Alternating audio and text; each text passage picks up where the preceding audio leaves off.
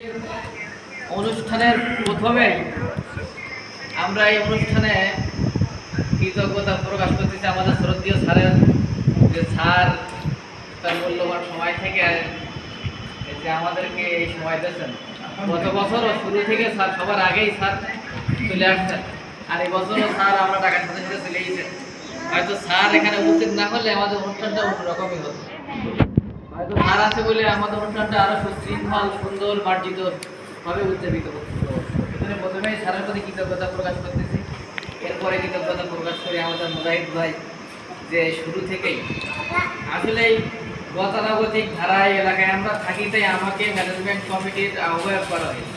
কিন্তু সার্বিক পরিস্থিতি, সার্বিক কার্যক্রম বিবেচনা করলে পরে আহ্বায়ক হওয়ার উপযুক্ত ব্যক্তি হচ্ছে মুজাহিদ। কারণ সেই এক মাস আগে থেকে এত মানে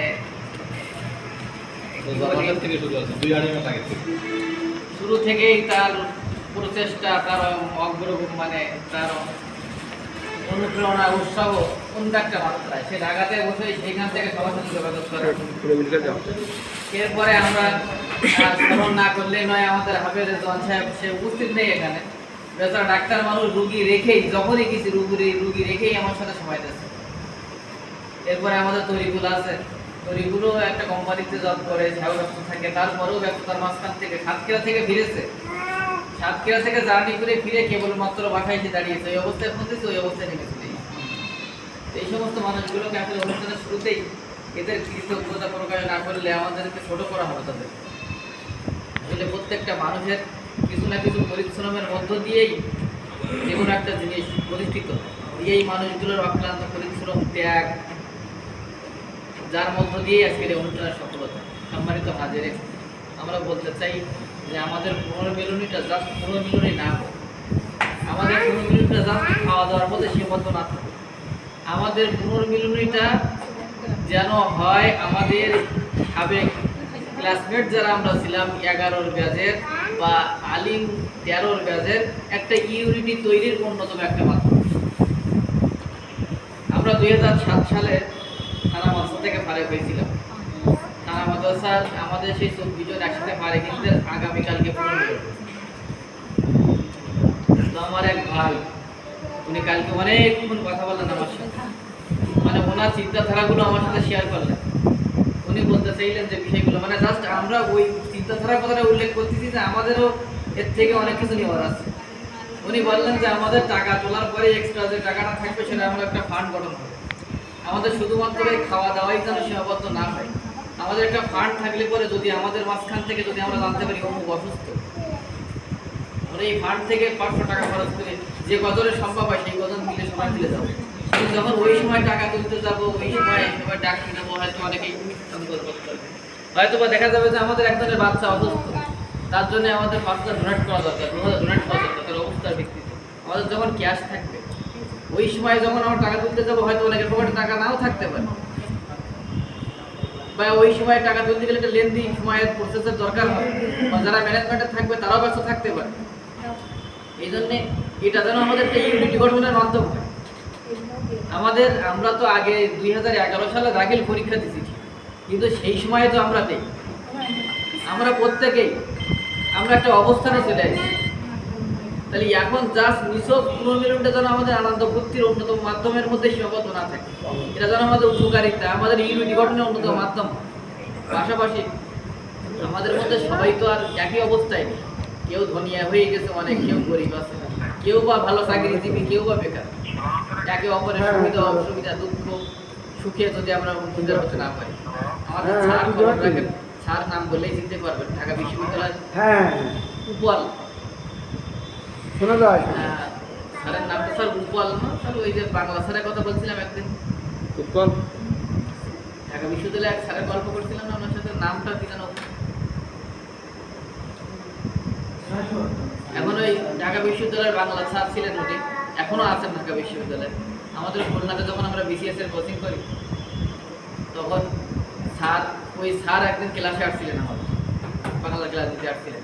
তো স্যার গল্প করলেন যে আমি একদিন ঢাকা বিশ্ববিদ্যালয়ে অ্যাডমিশন পরীক্ষা আমারও ডিউটি আছে, আমি আমার অফিস চালা দিয়ে বের হচ্ছি। এর মধ্যে হঠাৎ আমার এক মেয়ে ক্লাসমেটের মতো দেখতে এক মেয়ে এসে আমার সামনে উপস্থিত।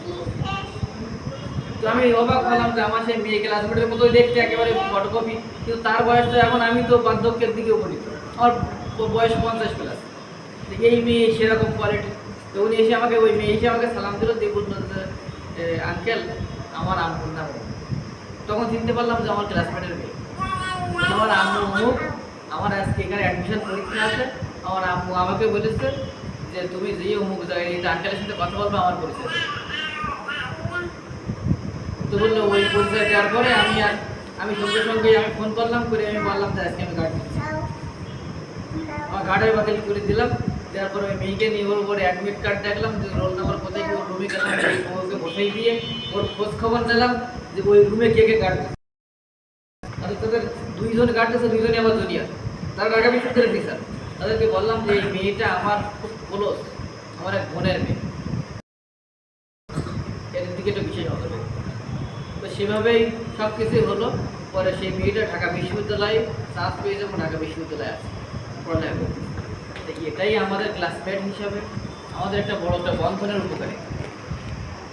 আমি আইনের ছাত্র, অনেকেই জানে না, যার কারণে আইনের জগতে কম বেশি ঘাটাঘাটি করতে হয়। মাঝখানে একদিন একটা মেসেজ দেখলাম, মানে এক মেয়ে আইনজীবী, মহিলা আইনজীবী, সেটা হচ্ছে যে এক মহিলা আইনজীবীর বাচ্চা অসুস্থ। মহিলা আইনজীবীর বাচ্চা অসুস্থ হওয়ার পরে যখন হাসপাতালে নিয়ে গেছে, সেখান থেকে ওখান থেকে ঢাকা মেডিকেলে পাঠাইতে হবে। ঢাকা মেডিকেলে পাঠানোর পরে ঢাকা মেডিকেলে যেয়ে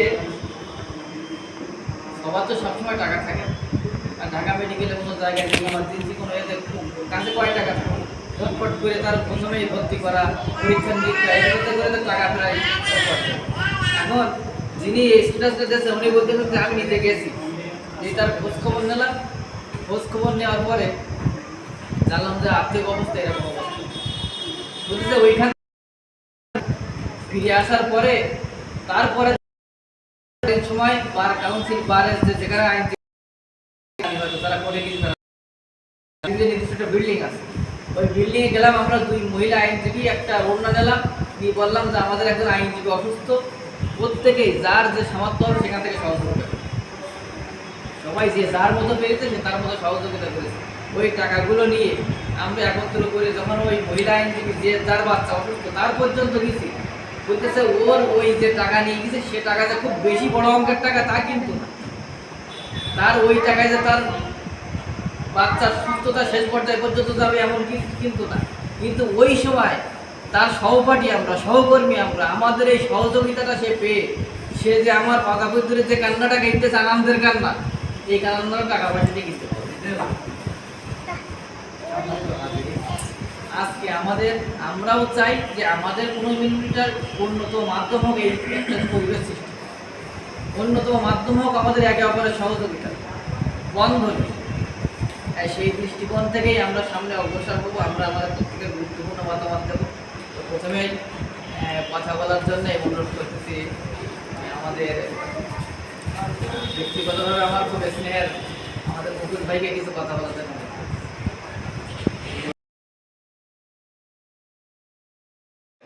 আমি দীর্ঘদিন ঢাকাতে আছি, তো এই ব্যাচ ভিত্তিক গ্রুপের এই প্রোগ্রামগুলোতে অনেক প্রোগ্রামে আমি অ্যাটেন্ড করছি। হয়তো অনেকে জানে না, আমার কিন্তু মূলত এসএসসি ব্যাচ 2006। তো আমি তো এসএসসি 11-তে দিয়েছি। যেহেতু আমি মাদ্রাসা করতাম, এই মানে একবার 2 ভাই মেজবাম আমরা একসাথে জীবনে পড়ছি, তো ওই গ্যাপ দিয়ে 11তে পরীক্ষা দেওয়া। তো সেই সূত্রে ঢাকাতে আমার যাদের সাথে আগে আমি 2006-এ লেখাপড়া করে গেছি, ওদের কয়েকটা প্রোগ্রামে আমি গেছি এবং খুব অ্যাক্টিভ ওদের সাথেই আছি। তো সেই সূত্রে আমি অনেক প্রোগ্রামগুলোতে আছি। তো আমি এরকম আমার বক্তব্যের মাঝে কিছু কথা বলতাম, যে কথাগুলো কাদের ভাই বলে গেছে, যে আমাদের মূল উদ্দেশ্য থাকবে বা মূল টার্গেট থাকবে যে আমাদের সবাইকে একত্রিত করা।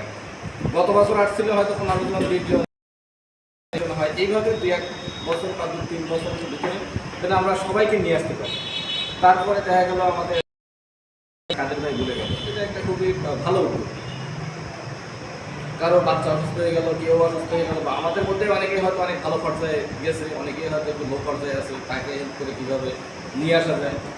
তো এটা খুবই একটা ভালো মানে বা আমি দেখেছি আমার যে কোনো প্রয়োজনে আজকে চলন্ত উদাহরণ, আমার অফিসে আমার সিনিয়র স্যাররা ঢাকা থেকে কক্সবাজার যাবে ঈদের ছুটিতে ট্রেনের টিকিট নেয়।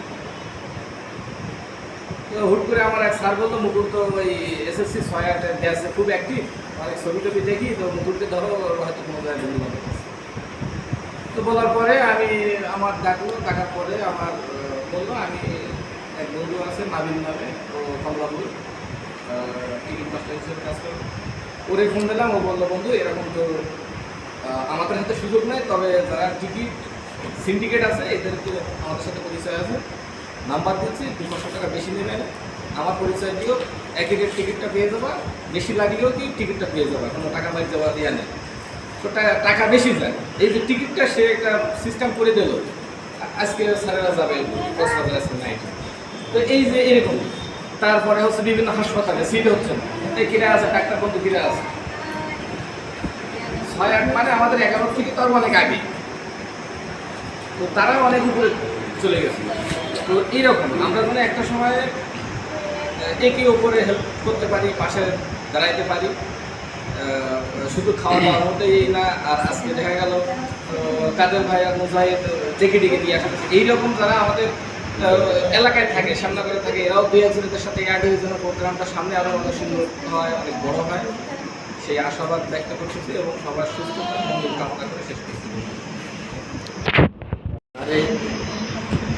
এই জায়গায় ছাড়া আর যে কোনো জায়গায় টুকটাক কথা বলতে পারি, এই জায়গায় বলতে আমার নাম ঘটলে সবাই হাসে, সবাই হাসে, কথা বলবো কিভাবে।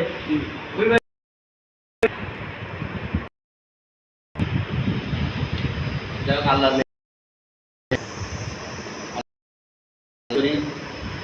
যে সরাইয়ের মধ্যে দিয়ে আমাদের এই অনুষ্ঠানটা আজকে মাত্রায় অনুষ্ঠিত হচ্ছে এবং আমরা কৃতজ্ঞতা প্রকাশ করি আমাদের সাথ, যিনি তার মূল্যবান সবাই থেকে আমাদের জন্য সময় দিচ্ছেন এবং এটার পিছনে যারা শুরু থেকে কষ্ট করেছেন, আল্লাহ সবাইকে উত্তম যাজা দান করুন।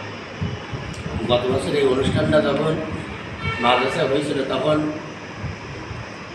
আপনার একটা কমিটি আকারে একটা হয়েছিল যে এই বছর একটা কমিটি আহ্বায়ক এইভাবে, কিন্তু এই বছর সেই কমিটির যে মূল সদস্য যারা তারাও অনুপস্থিত, এটা একটা কষ্টের ব্যাপার। আর এই অনুষ্ঠানটা যখন রমজানের পরপরই মুজাহিদ গুরুবৃত্তেই অ্যাক্টিভ হয়, এর আগের থেকে হয়, কিন্তু রমজানের শেষ হওয়ার সাথে সাথে মুজাহিদের অ্যাক্টিভিটি প্রচণ্ড আকারে বাড়ে। সেইটার দিকে আমরাও আস্তে আস্তে বাড়াই যে আমরাও টাকা পয়সা চেষ্টা করি। প্রথম দেখলাম কেউ সাড়া দিচ্ছে না, আমার তো শেষ পর্যন্ত এমন রাগ হয়ে গেল যে আমি ওই কী করে যেন ওই গুরুবৃত্ত সেই দিকটা বেরিয়ে চলে আসছে। ওই যে টাকা অনেকে হয়তো টাকা দেবে না, কিন্তু পড়াটা কোথা দেবে, লেখতো ওই জায়গায়, সে লেখা পড়লে তো আরও রাগ। আস্তে আস্তে আস্তে আস্তে প্রথম 4-5 গেল, শেষে দেখে হঠাৎ করে বন্যার পানির মতো সবাই টাকা দিয়ে যায়। এই সময় আমাদের রশিদ ভাই একটা প্রস্তাব করলে যে অনুষ্ঠানে যদি শিক্ষকরা সবাই থাকে সেটা আরও সুন্দর হবে। আমি যেহেতু আমরা একসাথে থাকতাম, সেহেতু উত্তরচাপ যেভাবে দোলা সেভাবে দিয়েছে, সেটা আর আমি বলতে চাই না। আগামীতে যেমন এরকম অনুষ্ঠান হবে, আগের থেকেই যদি সবাই সাড়া দেয়, রমজানের পরের থেকেই যদি সবাই সাড়া দেয়, তাহলে দেখা যায় অনুষ্ঠানটা সুন্দরভাবে এবং যারা আরও শিক্ষক আছে যতদূর সম্ভব তাদেরকে সাথে নিয়ে করা যায়। সাবেক বর্তমান নিয়ে টোটাল মাদ্রাসা সহ একবার করলে করা যায় না স্যার? সাবেক আর বর্তমান সব একদম শুরুতে শেষ পর্যন্ত বড় করে করা যায় না একটা কর্তৃপক্ষের সাথে কথা বলি শিক্ষকদের না? তাই সেটা বলতেছি আমি, উদ্যোগ তো নেবে, কারণ না কারো কথা তুলে দিতে হবে তো। এই আর আমার একটা প্রস্তাব আছে, প্রস্তাবটা হলে আর এটা সবাই এখানে আরও ভালো হতো। যেহেতু মাদ্রাসা আমরা এখানে এবারে 3 জন, এবারে ছেলেরা একটু বেশি আছি, আমরা যেভাবে সারের বাড়ি বিদায় অনুষ্ঠান করতাম, পিকনিকে গিয়ে নিজেদের সবাই মিলে যদি অনুষ্ঠানটা এভাবে করতাম, আমার মনে হয় ওই অনুষ্ঠানটা আরও একটু জাঁকজমকপূর্ণ হয়তো। গত বছর সারের বাড়ি আমরা তো স্থান দিকে আছি, খুব সুন্দর ঘর বাড়ি সব সমস্যা, কিন্তু সমস্যা হলো আমরা যারা বাইরের মানুষ, মুজাহিদের জন্য ঢাকায় থাকে, ওই যে সবার আগে, আর আমি থাকি আশাশুনি। আমি আইছি ওর পরে, আমি আইছি বাড়ির থেকে বেরিয়েছি সকালে। শরীর ভাই আমার ফুল বাড়ির পথে তো ভাবলাম যে ফুল বাড়িতে বহুদিন যাওয়া হয় না, তো আমি কোরবানি সদ্য খেয়ে যাই। খাতে যেতে আমার দেরি হলো, আমি বাড়িতে বেরিয়েছি 6:30টার সময়। এখন কালকে যখন ফুলতোবার কাছে বলে দিয়েছি যে আমি সকালে এসে খাবো, ওরা আমি 7টার সময় এসে সব ঘুমিয়ে যাবো বাড়ি। এখন আমার ফুলতোবার বলছি যে হঠাৎ এত সকালে আপনি কেন বলিনি, তো বলতে যাবো তো বাড়ি কিছু বলিনি, তাই আবার উঠিটাই রান্নাবাড়া করি ওই খেয়েতে আসতে। যাই হোক, এই অনুষ্ঠানটা যদি আগামীতে আরও সবার অংশগ্রহণ থাকে তাহলে সেটা আরও সুন্দর হবে। আমাদের যারা বান্ধবীরা আছে তারাও যদি সবাই থাকে, আমরা পরীক্ষার্থী জীবনের সম্ভবত 150 জনকে 53 জন মনে হয় সম্ভবত। কারণ দেখা যাচ্ছে টাকা উঠেছে 25 জনে, এখন সেই 25 জনে হাজির হইল। ফেসবুকে দেখতাম সবচেয়ে বেশি মানে মানে কী বলবো, ওবায়দুল কাদের হতে হলো আমাদের সাবরিয়া, ফেসবুক আমাদের গুরুগুরু ওবায়দুল কাদের হলো উনি, ওনার বক্তব্য সবাই এরকম, অথচ উনি আজকে অনুষ্ঠানে ভালো বসছে। সবাই সময় মতন আসলে স্থানটার বিষয়ে স্যারের বাসায় হয় কিনা, স্যারের বাসায় হয় কিনা, এটা আমার প্রস্তাব শেষে হবে কিনা এটা সব করবে যে ওইভাবে করা যায় কিনা। যেহেতু আমাদের লোকজন কম হয় সেহেতু রশিদ অবশ্য মাথা নাড়াইছে, সেই সময় মতো যখন আসবো কিন্তু বাড়ি আসবে না। এখন ওই অনুষ্ঠানটা যদি করতে হয় তাহলে সকাল সকাল যেভাবে 8টার ভিতরে 9টার ভিতরে সবাই আসি, অনুষ্ঠানটা আরো সুন্দর হচ্ছে। আমার এই নাইলাল বেলা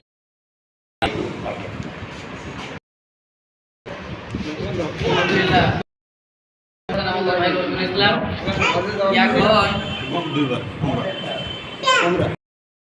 এখন আমাদের সবচেয়ে দূরের ক্লাসমেট রাইহানুল ইসলাম রশিদ ভাইকে কিছু কথা বলার জন্য অনুরোধ করছি। উনি নিজেদের থাকেন কখনো তাদের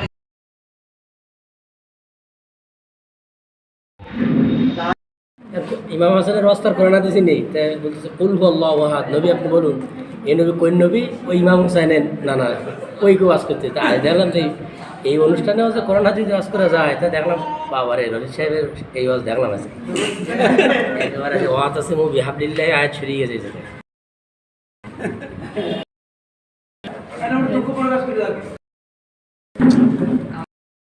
আন্তরিকভাবে সব রকম বলছে কিছু বলা যেটা গত পুরো ফ্যামিলি নিয়ে বিপদের কিছু দেখি আমরা আনন্দ আছে না। গত বছর ছেলেরা আসছে, মেয়েরা ছিল না, যে বছর মেয়েরা আসছে তারাও আনন্দ করতে পারে, করে এটা করে তারাই কিন্তু অনেক করতে পারে। আমার কথা হচ্ছে যদি এটাই তাহলে আরেকটু ভালো হবে, বান্ধবটা হবে। মেয়েরা কথা বলতে কথা হচ্ছে না, ফ্যামিলি থেকে তারা আসতো, তারা কিন্তু ঠিকই বলতে পারতো। তোমরা যদি আসতো তাদের সাথে কথা বলতে, এটা কিন্তু ভালোভাবে তৈরি। এটা আমার ইয়ে করছিলাম, কিন্তু অনেক বিষয় নিয়ে প্রথমের দিকে সাড়া না পাচ্ছি, তাদের সাথে হচ্ছে প্রথমের দিকে সাড়া না পাওয়ার কারণে আর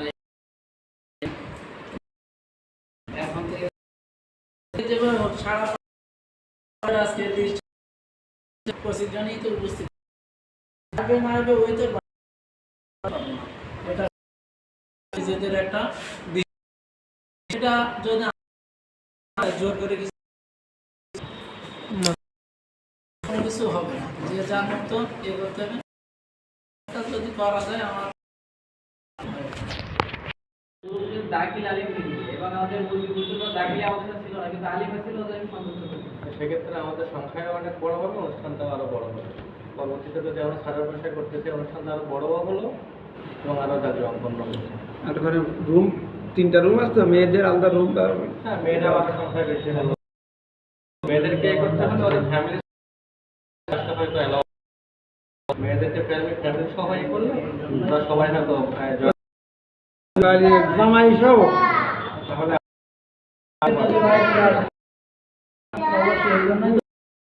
ফ্যামিলি ছাড়া মেয়েরা আসলে হয়তো সবাই আসতে পারবে না।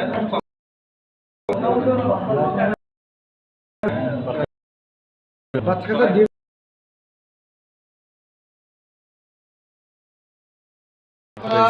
2011 ব্যাচ আমার সাথে অনেকে পরিচিত হয় কি আমি প্রাণ কেন্দ্রের সামনগরের ফাসিলিটি ইসলামে থাকি, তো অনেকে মুখ বান্ধা থাকে কিন্তু সে ডেকেও কথা বলে।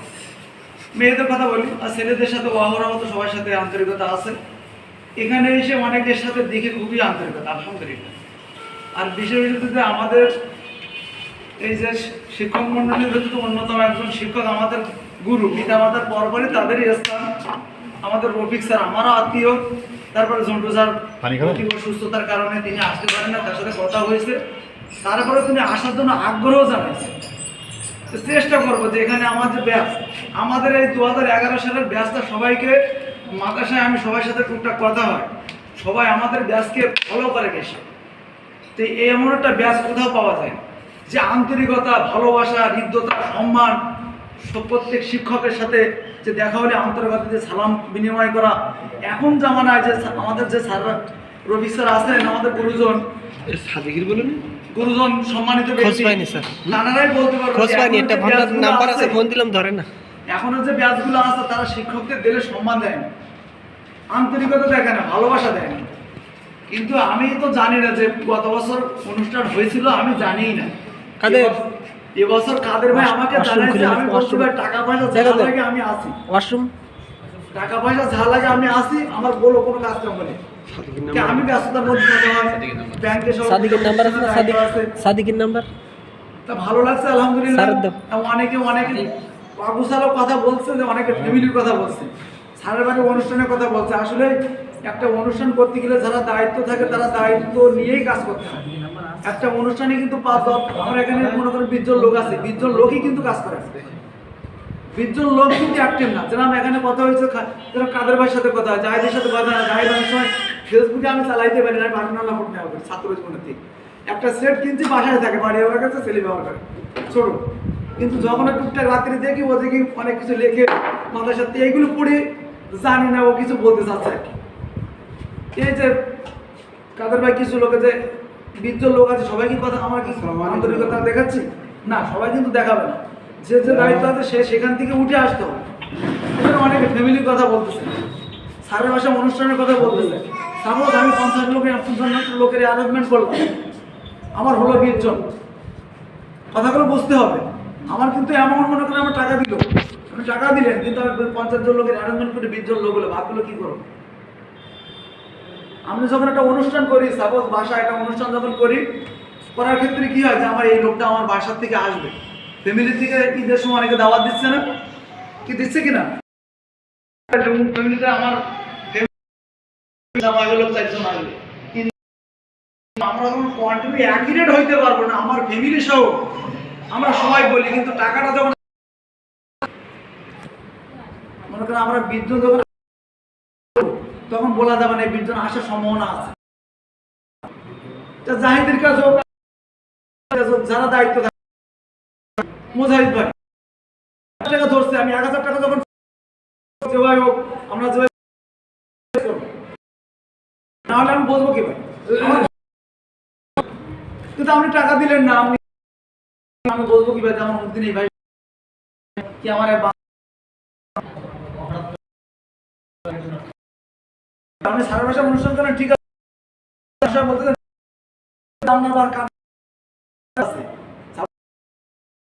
এক জায়গায় বসে না, কাজ করবো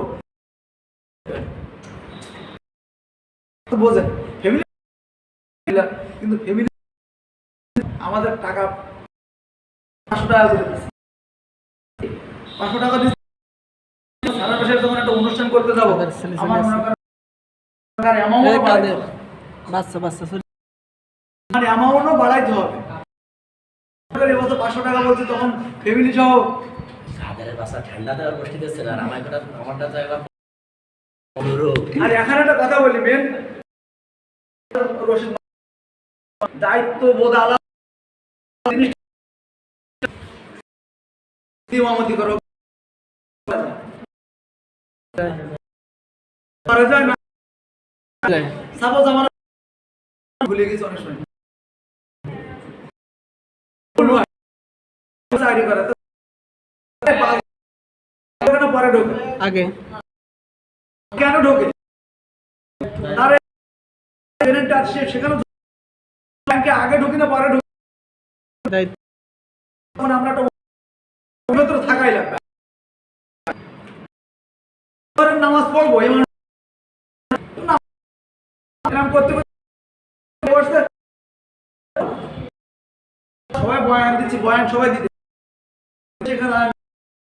কিন্তু আমার যারা দায়িত্ব থাকতে হবে যারা আমরা করবো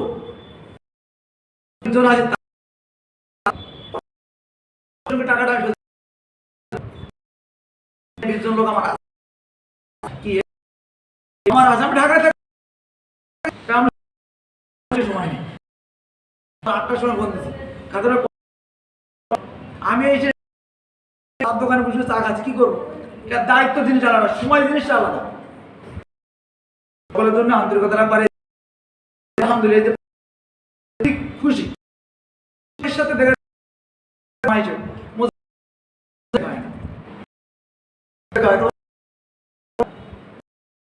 অনেকের সাথে এমন এগুলো করলে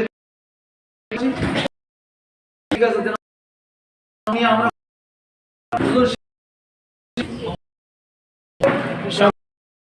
আমাদের পুরো আছে কষ্ট না পায় করতেছি ঠিক আছে কষ্ট পাইল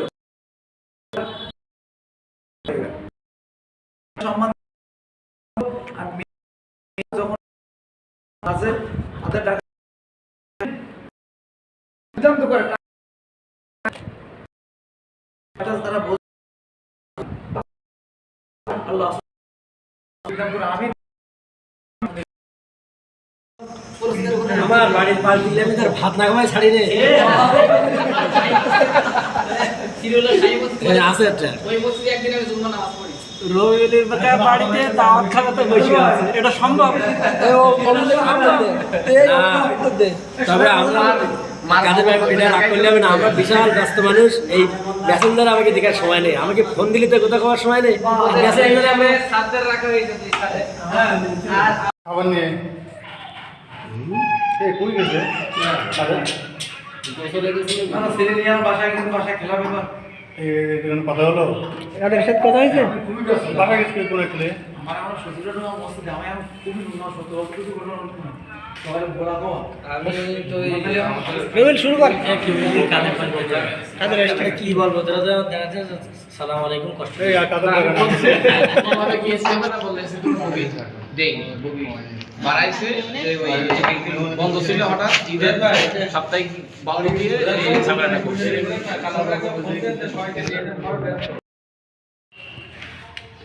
তোর নাম কার? পরিচয় পরিস্থিতি হ্যাঁ আচ্ছা, নাম বল। আমি মোহাম্মদ রবিউল ইসলাম, আমার বাড়ি আশাশানি সিরিওলা।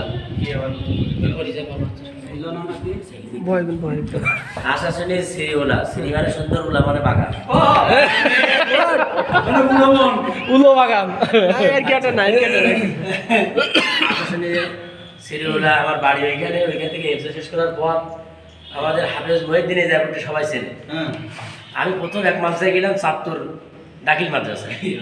ওই জায়গায় খাবার মান খুবই খারাপ, মানে যে ডাউল দেয় এটা কি আসলে ডাউল না আমাদের যাদের বাচ্চা কাচ্চা বাড়িতে আছে, মানে কোনটা বোঝা মুশকিল। সে যাই হোক ওই ডাউল খেয়ে আমার অবস্থায় হলে ডাউলের মধ্যে শেষ পর্যন্ত। তা বাড়ি এসে বললাম যে আমি আরও যা পারবো না, কেন তো আমি এই ফেরা। তখন তো এখন তো অনেক প্রতিষ্ঠানে যাক আল্লাহ দিলে খাওয়ার মান অনেক ভালো, আগে তো এরকম ছিল না। এরপরে মহিউদ্দিন আবার বললো যে এইখানে একটা জায়গা আছে, আমি যা পড়ি এই জায়গায়। তারপরে আসলাম এইখানে, আসি এই পরীক্ষা দিলাম 2011 সালে। এরপরে সিদ্দিকা মাঝে গেলাম খুললাম, এখানে 13 সালে আলেম পরীক্ষা দিলাম। 14 সাল গেল গ্যাপ, ওই যে আলেম পরীক্ষার পরে যে গ্যাপ যায়। এরপরে 14-15 সালে যাই ফার্স্ট ইয়ার পরীক্ষা দেওয়ার পর আমার ভাই ছোটটা মারা গেল। মারা যাওয়ার পর এরপরে বাড়ি সবাই উঠে পড়ে লেগেছে, বাড়িতে একেবারে ফাঁকা, তা অন্তত গ্যাপটা পূরণ করতে হবে। তাই বলে এই মুহূর্তে গ্যাপ পূরণ করা তো সম্ভব না। আমি যেহেতু পড়তেছি, আয় রোজগার নেই, এখন আমার বোনেরা তুমি গ্যাপ পূরণ করো, বাদ বাকি সবাই যখন দায়িত্ব নিচ্ছে, তা আমার আর সমস্যা নেই। সমস্যা মনে না করি বাস, আল্লাহ দিলি সেইভাবে চলতেছি। মনে তো সবাই চায়, সবাই চায় যে বর্ষাকাল যায়, শীতকাল যায়, সবাই যায়। এরপরে ছেলে হলো, ছেলের বয়সে 7 বছর চলতেছে। এরপরে বাড়ি বাড়ির মধ্যে খালি বৌমার হাতে ভাত খাইয়ে মেয়ে, হ্যাঁ ছেলে হারে গেল না, এবছর নানা বাড়ি খাইছি। এখন এই 6 বছর পার হয়ে গেল, ছেলের মা বলতেছে খালি গিয়ে বৌমার হাতে ভাত খাবো, একটু জামাই মুখ দেখবো না।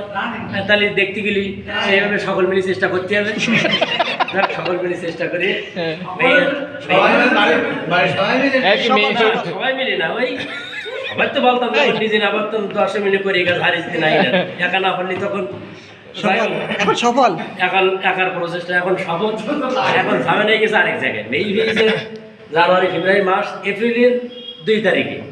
এখন আমি ওই মাসটা তো চাই হয়েছে 2 তারিখ, এখন সেই 2 লেগেছে 4 লেগেছে আগে আর 2 লেগেছি পরে। ভোটার আইডি কার্ড করতে যেই সে ওই জায়গায় ভুলে গেছে। মেয়ের অরিজিনাল বয়স 1 মাস, আইডি কার্ড হয়েছে 3 মাস। এরপরে আবার চৌকিদার পাল্টাপাল্টি করতে হবে, এগুলো পাল্টাপাল্টির দরকার নেই, যা হয়েছে ওই থাক ওইভাবে। এখন আপাতত ওইভাবে চলছে। 3 মাস আগে বিয়ে হবে। আমার শ্বশুরবাড়ি হলো কি কব ওই বদরতলা, আর শ্বশুরবাড়ি হলো আমার গ্রামে, আর তার শ্বশুরবাড়ি আমার গ্রামে, মানে উলুবাগানে। হ্যাঁ উলুবাগানে। এখন বর্তমান এই পরিস্থিতিতে ঘরে ঘরে হয়ে গেল না চাকরি বলতে কালীগঞ্জ কারবালার ময়দান বললি, যেখানে ছেলে সবাই কারবালা, বালা সিমলা ইউনিয়ন কারবালা জায়গার নাম। রশিদ মোটামুটি ওরা ভালো ছেলে, আমার মনে হয় উনি আগে যেহেতু এই চাকরির আগে ডাক্তার ছিল, আমার মনে আছে উনি ডাক্তার ছিল, বিভিন্ন জায়গায় ডাক্তারদের সাথে ওনার পরিচয় ছিল। আমার মনে হয় ওই এতে মানে আজকে যখন আমি আসতাম ফুলবাড়িতে রঘুনাথপুর, আমার ফুতে বলতেছে যে এই সাইডে সোজা চলে যাও, শঙ্করঘাটি তুমি উঠবো। তখন আমার মনে পড়লো যে শঙ্করঘাটিও আমাদের রশিদ মনে হয় সম্ভবত চেম্বার ছিল, ওর মধ্যে তাড়াতাড়ি পড়েছে, অত বড় চেম্বার ছিল এই জায়গায়, এটা সন্তান সেই সময় আমি বললাম তাহলে যাই এই শর্ট পথে চলে যায়, ওই চলে আসা। এইভাবে দিনকাল যাচ্ছে কোনো রকম হয়েছে। আচ্ছা ওই সে আছে কিনা এখনো কি অবস্থা মধ্যে দেখলে একটু সাক্ষাৎ করে নেওয়া ভালো। কোনগুলো শহীদের মেয়েটির কি অবস্থা? ওখানে কি মসজিদ ইমামতি করো নাকি? ইমামতি করি, আর ওই 2-3টা আছে সেলিব্রেশন না থাকার মতো। একজনের সেলিব্রেট করছেন? বললাম না 3-4 জন, মানে মূলত মসজিদ। আমাদের দেশের সমস্যা তো যে ইমাম সাহেব বেতন একটু বেশি হলে ইমাম সাহেব সারাদিন খাবে শুয়ে থাকবে, তাহলে হেফজখানা করে। ইমাম সাহেব বেতন 13,000, 13,000 টাকা বেতন যদি খালি শুয়ে থাকে, তাহলে অনেক সময় দেখা যায় যে ওই মুসলিম লীগে চোখে ফোটে। আর বিশেষ করে এখনকার যে কমিটি যারা সব ওই রশিদের মতন দুনিয়ার খাইষ্টু যাওয়ারা সব কমিটির লোকজনে যায়, এরা চায় না যে হুজুর শুয়ে থাকে। রেদওয়ানের মধ্যে এরা চায় না যে হুজুর একটু শুয়ে থাকে, হুজুরের দাঁত তো সবসময় কামড়া আমার আসে কমায় পাশে, এই ধরনের লোকজন যার জন্য আমাকে আর শুয়ে বসে থাকার লাইন নেই। ওই 2-3 ছেলেপিলে হ্যাঁ, সেই জন্য আমাকে কাজ দিতে ওই 2-3 ছেলেপিলে নিয়ে এখন বসে থাকে। একটা ইভেন্ট বাদ পড়েছে 2011 সালের তো 25 সাল পর্যন্ত তো বললি। 11 সালের আগে যখন ক্লাস 6-এ পড়ছিস তার লজিং থাকতিস এক জায়গায়, সেই জায়গায় আমি শ্বশুর বাড়ি হইতে পারতো এই জায়গায়, সেই জায়গার কাহিনী কো। সে জায়গার কাহিনী খুবই মার্মান্তিক। মানে আমরা যে বাড়ি করে থাকতাম, বাড়ি তো অলরেডি দখল করছিলাম, বাড়ি আমরা দখল করিলাম, এই বাড়ি হাত ছাড়াও কাহিনী খুবই মার্মান্তিক, হৃদয় বিদারক কাহিনী। সুতরাং আমি মনে করি please drop out this matter. এক কথায় মিটে নিতে হবে না।